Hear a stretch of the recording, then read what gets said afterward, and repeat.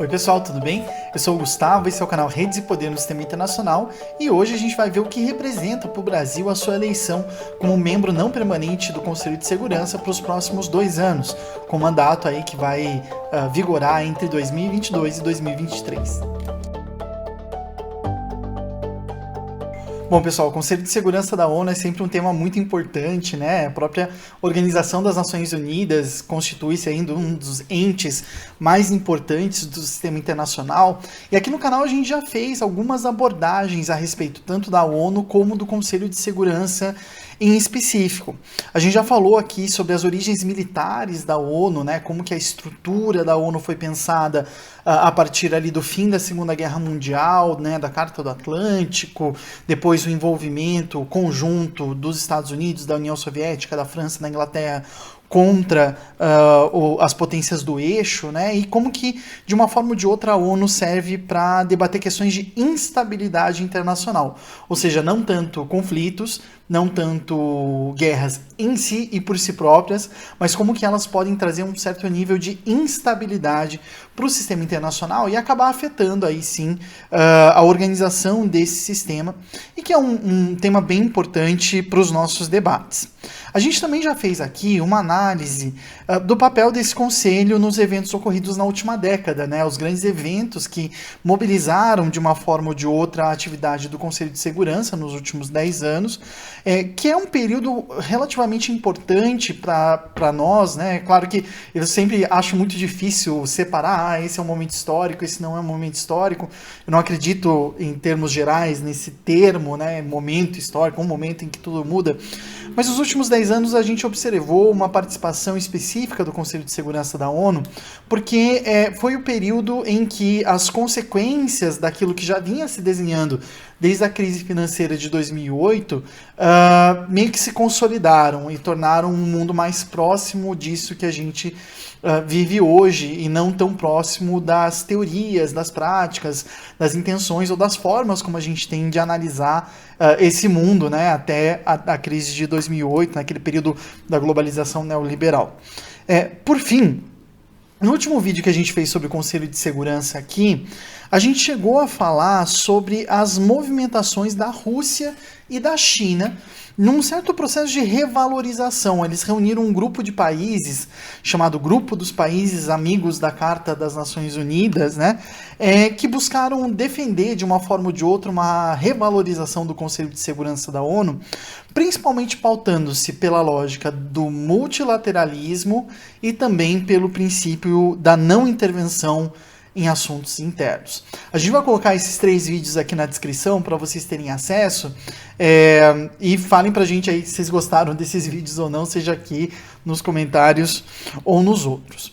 Hoje, a nossa discussão é tentar entender mais ou menos o que significa o Brasil entrar nesse momento no Conselho de Segurança da ONU, sendo que essa eleição do Brasil ela acontece em um momento muito importante, né, que é esse momento de retomada das práticas pós-pandemia, né, ou alteração das práticas justamente devido ao arrefecimento, né, dos níveis de contaminação, principalmente nos países centrais, e o aumento, o aumento das vacinações ao redor do mundo com relação à questão da Covid-19, mas também uma eleição que não estava prevista, né, o Brasil que colocou a sua candidatura à eleição de membro não permanente do Conselho de Segurança da ONU muito recentemente em padrões de organização do Conselho de Segurança, e que conseguiu com muita força estar presente nessa eleição e ganhar com muito mais votos do que o outro candidato, que era o Peru.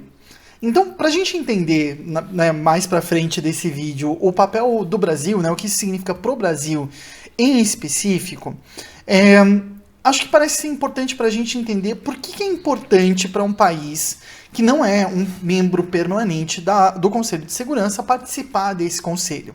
É importante a gente lembrar que o Conselho de Segurança da ONU é composto por 15 países. Desses 15 países, 5 são membros permanentes. O que significa? Né? São países que sempre estão lá, independentemente da configuração e das escolhas dos países de dentro da ONU. Né? Isso não é o que acontece com os membros não permanentes. Esses membros não permanentes, eles eles passam por processos de eleição. Eles são escolhidos por outros países para representar, para estarem lá, né, representando os membros da comunidade internacional como um todo, enquanto membros não permanentes ou membros rotativos. Esses dois termos vocês vão encontrar: membros não permanentes, que é a tradição aqui do Brasil, e membros rotativos, que é algo que vocês encontram em espanhol, em francês e também em inglês, com relação a esses membros do Conselho de Segurança. Os 5 membros permanentes, como todo mundo de geopolítica e de relações internacionais sabe na ponta da língua, são Estados Unidos, França, Rússia, China e Reino Unido, né? Esses países são os países que sempre estão discutindo esse tema, e devido àquelas origens militares que a gente falou num vídeo um tempo atrás aqui da própria ONU, esses 5 membros permanentes são justamente aqueles 5 que derrotaram as forças do eixo, tanto na Alemanha nazista, como a Itália do Mussolini, a fascista, como o Japão imperial, no caso da China e da Rússia, né, da União Soviética, e que então, né, concordaram entre si a possibilidade de fazerem permanecer esse esquema, digamos assim, da ONU, né? O que, de uma forma ou de outra, mostra que essa acomodação entre membros permanentes e membros rotativos foi também um dos mecanismos utilizados para a gente entender também por que a Organização das Nações Unidas durou tanto tempo, né? Porque a Liga das Nações, por exemplo, que foi a organização internacional anterior, ela durou aí efetivamente, porque ela teve uma existência até 1956, mas ela durou aí até 1933, 1936, né? E o começo das movimentações nazistas na Alemanha. A ONU não, né? Ou seja, a Liga das Nações é de 18, se a gente considerar 39, a gente vai ter aí 21 anos de efetividade da Liga das Nações. A ONU já comemorou 75 anos, né? Então a gente está tendo aí uma estrutura muito mais permanente no sistema internacional. Muitos vão apontar justamente por causa desse desnível, né? Da criação de espaços democráticos e espaços não democráticos dentro da mesma estrutura, né? Que faz com que as grandes potências, de uma forma ou de outra, elas permaneçam, né, nesse projeto de uma forma mais ampla.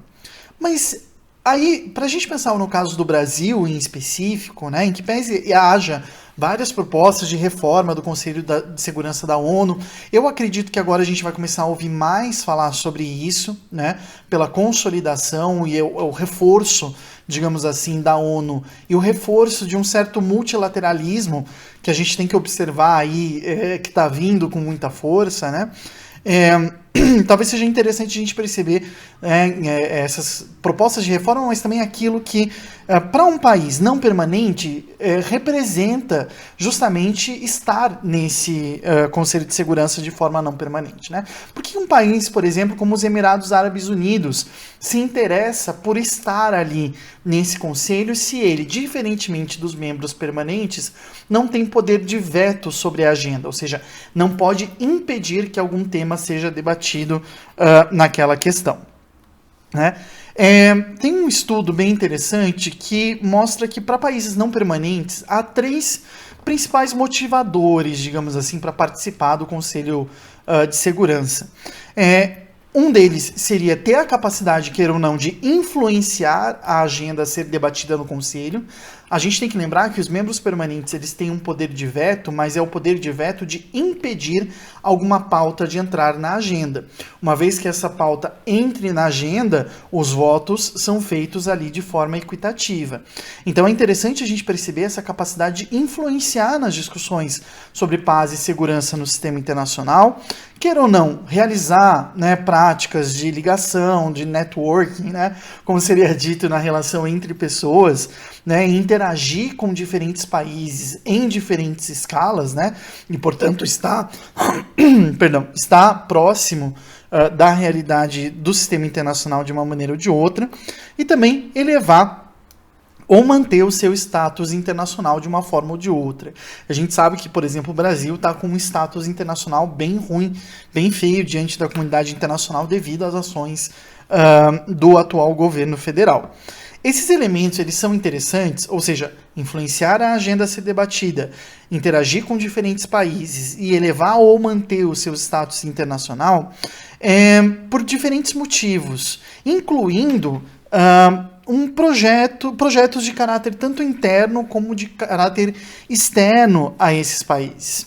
Mas, talvez para a gente pensar de uma forma mais interessante, e que permita a gente entender mais a atuação desses membros rotativos, parece ser interessante a gente perceber que eles são eleitos em razão da sua participação em grupos regionais.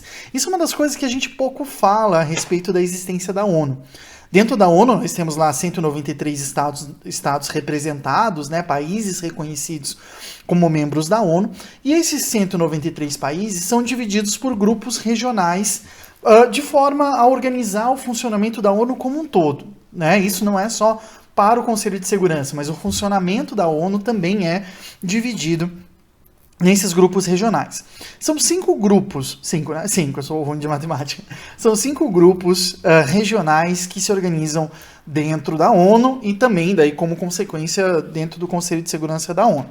A gente tem o grupo de países da África, do continente africano, o grupo de países da Ásia-Pacífico, países da Europa Oriental, países da América Latina e do Caribe e países da Europa Ocidental e outros, nesse grupo incluindo-se aí a Austrália, a Nova Zelândia, o Canadá e os Estados Unidos, além de Israel. Cada um desses grupos regionais tem direito, no Conselho de Segurança, a 3 ou 2 assentos, desses assentos rotativos, dessas eleições que acontecem todo ano, mas que elegem para mandatos diferentes, ainda que eles representem quantidades muito diferentes de países e populações com tamanhos muito diferentes, também muito diversos entre si. Por exemplo, os países do grupo da África e do grupo da Ásia-Pacífico têm 3 cadeiras cada grupo no Conselho de Segurança para os membros rotativos. 3 cadeiras para a África, 3 cadeiras para a Ásia-Pacífico, 2 cadeiras para a Europa Oriental, 2 para a Europa Ocidental e outros, e 2 cadeiras para países da América Latina e do Caribe. Claro que, em razão da existência de membros permanentes no Conselho de Segurança, isso significa que, por exemplo, países da Europa Ocidental estarão sempre representados pelo Reino Unido e pela França. Então a inserção de mais países aí traz um peso relativo na hora da votação sobre os temas e sobre as reações do Conselho de Segurança a outros temas de uma forma bem diferente, né? Ou seja, o peso já está mais ou menos garantido. Ao mesmo tempo, no caso da Ásia-Pacífico, a gente tem a representação da China, né? E no caso, e os Estados Unidos também nesse outros, né? Ou seja, o mesmo grupo da Europa Ocidental, que envolve também, como eu disse, Austrália, Nova Zelândia, Israel, Canadá e Estados Unidos. Bom, o que acontece então? Né? A gente tem os 5 membros permanentes e a gente tem esses outros 10, essas outras 10 cadeiras no Conselho divididas então dessa forma. 3 para países da África, 3 para países da Ásia-Pacífico, 2 para a Europa Oriental, 2 para a Europa Ocidental e outros, e 2 para a América Latina e o Caribe. Por esse motivo, a representação que os países vão fazer no Conselho de Segurança é importante não só por motivos internos dos próprios países eleitos, mas a depender dos países que estão representando essas regiões lá no Conselho de Segurança, e as eleições são por cadeiras das regiões, dos grupos, essa presença também vai ter um impacto muito importante para as regiões que esses países representam. Ainda que isso não ocorra de forma estritamente oficial, que cada país tem que estar lá representando a sua região ou os países, né, os seus países vizinhos e tudo mais, tende-se a interpretar que esses países são representantes regionais, né, são representantes desse grupo do qual eles fazem parte e, portanto, defenderiam os interesses regionais no apontamento de crises mundiais, apontando crises importantes da sua região, né, chamando atenção para fatos que afetem a paz, o respeito aos direitos humanos, a segurança e a estabilidade na região de onde vem, mas também aparece aí como um mecanismo, de uma forma ou de outra, de envolvimento direto desses países em assuntos relevantes para o mundo todo. De uma forma ou de outra, é assim que a gente pode interpretar a participação do Brasil, a eleição do Brasil mais recentemente, né? Ela é um misto de interesses nacionais, interesses regionais, interesses continentais, interesses internacionais, rearranjos no sistema que de uma forma ou de outra levaram a essa eleição, a candidatura em primeiro lugar, e depois a eleição do Brasil para ser um membro do Conselho de Segurança da ONU. Por que a gente pode falar isso? Porque a eleição dos membros rotativos é feita entre todos os países membros da ONU. Então, todos os países membros votam para aqueles que vão ser eleitos para o grupo da África, aqueles que serão eleitos para a Ásia-Pacífico, etc. Sendo que, por exemplo, por isso que a eleição do Brasil, por exemplo, contou agora, na última sexta-feira, dia 11, com 181 votos. Ou seja, os países do mundo todo votam de acordo com aquela realidade, porque a eleição é feita pelos membros da Assembleia Geral. É que, teoricamente, esses membros rotativos são os representantes da Assembleia Geral, já que os membros permanentes representam-se a si próprios lá no Conselho de Segurança. Bom, nessa eleição que aconteceu agora, o Brasil não foi o único que se tornou um novo membro, né, rotativo do Conselho de Segurança. Houve eleição para 5 vagas. 5 dos 10 membros rotativos foram trocados nessa última eleição, porque os mandatos eles são bianuais e geralmente, né, as eleições trocam de 5 em 5 países. Então a gente teve uma eleição no ano passado que elegeu países que vão ter mandatos de 2 anos, agora em 2021 e termina daí em 2021, 2022. O Brasil foi eleito agora, no último dia 11, mas o mandato dele começa em janeiro. Então, em janeiro de 2021, o mandato do Brasil vai até 2023. E por aí vai, né? Cada ano vai se elegendo novos países e trocando, né? Por isso que a composição está sempre trocando do Conselho de Segurança, às vezes inclusive de semestre para semestre, porque vão vencendo esses mandatos e novas eleições vão sendo feitas. Nas eleições da semana passada, foram eleitos, então, 5 dos 10 membros rotativos. 2 representantes do grupo africano, 1 representante do grupo da Ásia-Pacífico.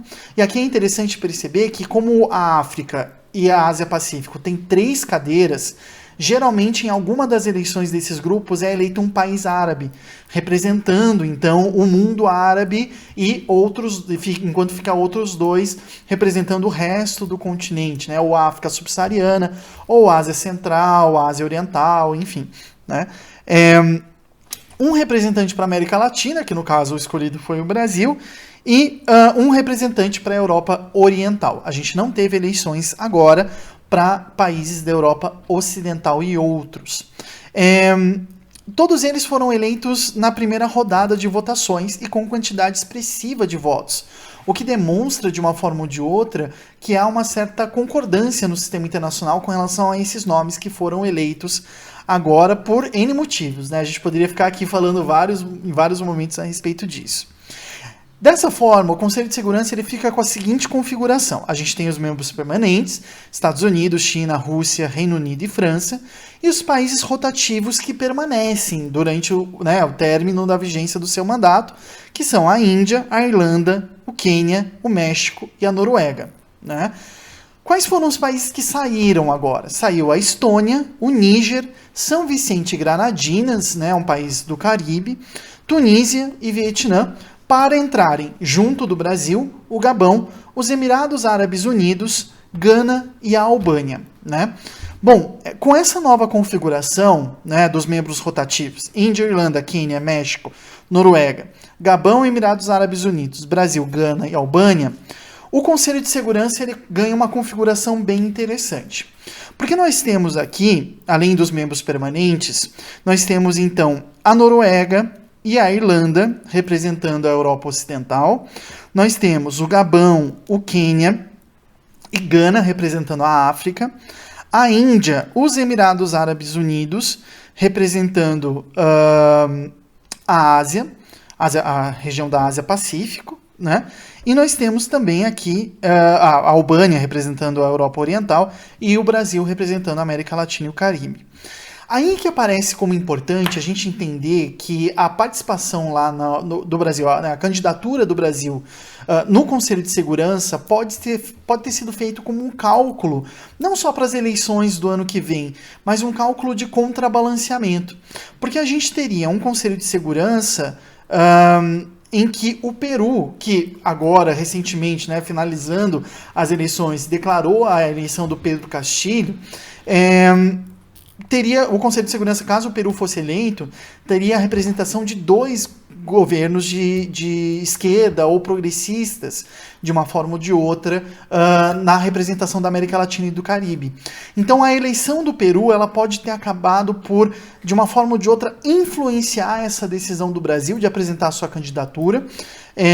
A gente sabe, né, que o governo Bolsonaro tem uma participação importante, né, calcula muito a participação em política internacional, como parte da sua estratégia interna de mobilização das suas bases, mas um outro sistema internacional que está aparecendo agora também pode ter dado o empurrãozinho final para que o Brasil esteja envolvido nessas discussões. Sendo que o término do mandato do Bolsonaro, né, as eleições do ano que vem e a possibilidade dele não ser mais presidente em 2023 apresentam sim a possibilidade, como foi dita recentemente pelo Tribunal Penal Internacional, de que ele seja processado mesmo por crimes contra a humanidade, por genocídio no caso dos desrespeitos aos direitos dos povos indígenas. A participação do Brasil ali, então, ela assume bem aquele caráter de defesa do status quo, para que o Brasil esteja envolvido diretamente nessas discussões e que, de uma forma ou de outra, ele se apresente, se coloque com uma posição contrária ao governo do Joe Biden. Vejam, aqui parece ser interessante a gente apontar que não significa, nossa, mas o Bolsonaro não foi sempre pró-Estados Unidos. Sim, mas isso não significa o Bolsonaro ser contra os Estados Unidos ou anti-Estados Unidos. E sim que o que o governo brasileiro pode estar lá com a intenção de se aliar, por exemplo, com China e Rússia de uma forma pragmática, de uma forma que não transpareça essa ligação tão próxima e principalmente para atacar tópicos e temas que sejam considerados como questões importantes para o Conselho de Segurança. A gente está falando de um momento que vai ser, por exemplo, o Brasil vai assumir o seu mandato depois da realização da COP26 em Glasgow, na Escócia, daqui a alguns meses, em que provavelmente haverá uma demanda de que o Conselho de Segurança atue cada vez mais com relação à pauta climática, que é uma grande pauta do Joe Biden. Então, estar no Conselho de Segurança representa ter um espaço de liberdade para o governo Bolsonaro cooperar com a China e com a Rússia sem necessariamente, contra a defesa dos direitos humanos, contra as questões climáticas, contra a intromissão nos assuntos internos, sem que isso fique muito claro, sem que isso assuma um caráter prático e pragmático de política externa. E essa jogada é uma jogada muito importante e a qual a gente tem que prestar muita atenção.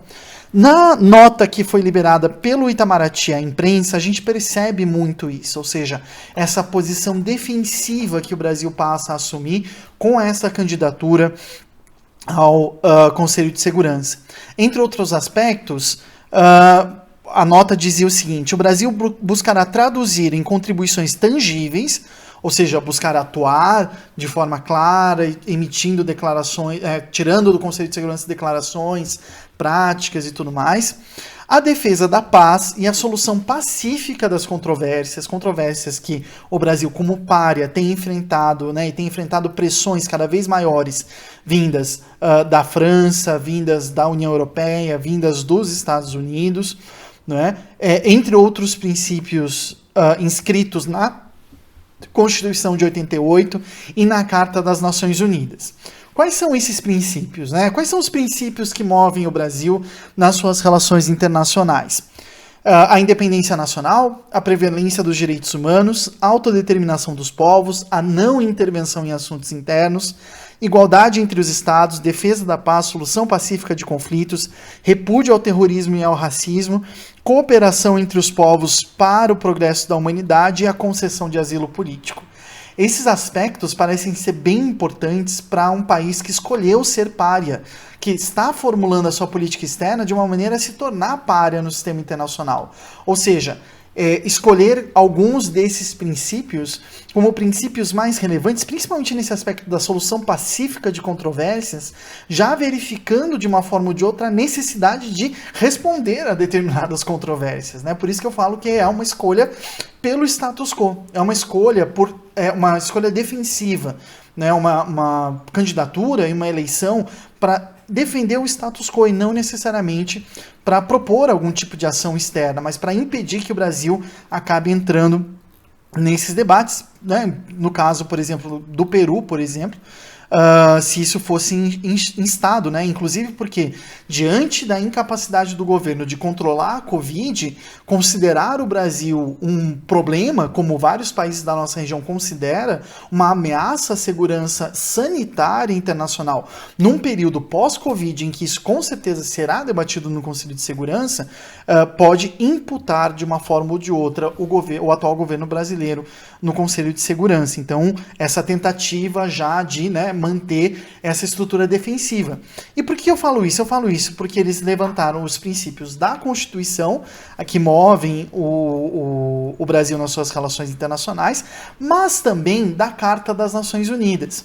A Carta das Nações Unidas, eu tenho aqui a minha copiazinha da Carta das Nações Unidas, ela tem 7 princípios que são apresentados, né, e que são os seguintes: igualdade soberana entre os membros, cumprimento das obrigações, resolução pacífica de conflitos, evitar o uso da força contra a integridade territorial ou a independência política de outros membros, apoio mútuo interno entre membros da ONU, a ação da ONU para garantir que países que não sejam eventualmente membros atuem para manter a paz e a estabilidade, e a não intervenção em assuntos internos, a não ser em termos de intervenções militares humanitárias.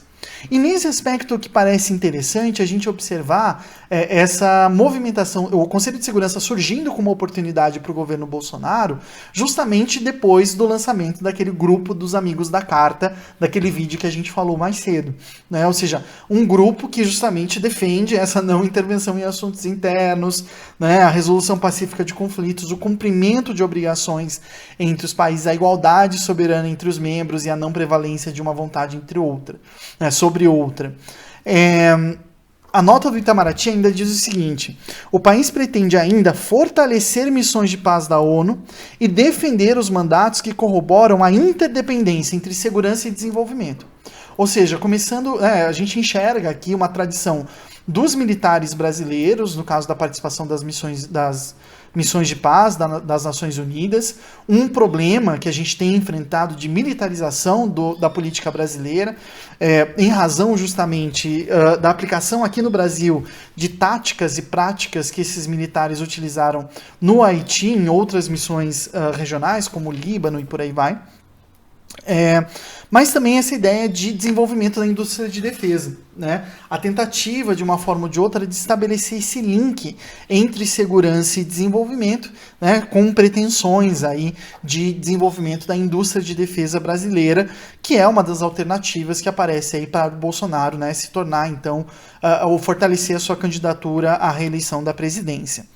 A nota da imprensa, a nota que o Itamaraty lançou para a imprensa ainda diz o seguinte: o Brasil estará em posição privilegiada para atestar o compromisso com a reforma do Conselho, para resguardar a legitimidade das Nações Unidas diante dos múltiplos e complexos desafios enfrentados pela comunidade internacional. Né? Então, essa ideia, né, de uma candidatura e de uma atuação defensiva, né, de defesa do status quo e de não intervenção nos assuntos externos do Brasil, ela aparece aqui de novo, ou seja, propor a reforma do Conselho é desviar os assuntos, né? Engajar nessa discussão, que é importante para dentro do Conselho, mas como forma de desviar o assunto, como a gente sabe que é um pouco da prática do governo Bolsonaro. Assim como resguardar a legitimidade da ONU diante de desafios complexos e múltiplos que envolvem a atuação ou a inatuação, a inação de diferentes governos com relação à pandemia do Covid, por exemplo. Há muito que se esperar, há muito que ver se o Brasil, no Conselho de Segurança, vai manter a sua prática comum. O Brasil já teve 10 vezes no Conselho de Segurança da ONU. A gente tem que observar como que isso vai acontecer e o que vai rolar daqui para frente. Né? Mas também esperar que a atuação do Brasil seja, assim como a sua participação no Conselho de Direitos Humanos da ONU, muito mais ligada a essa defesa do status quo, né? A defesa dos interesses do governo Bolsonaro e não necessariamente do Brasil como um país como um todo. Acho que é isso, a gente vai acompanhar aí, qualquer coisa a gente volta a falar sobre esse tema aqui no canal. Tá bom, gente? Obrigado e até mais.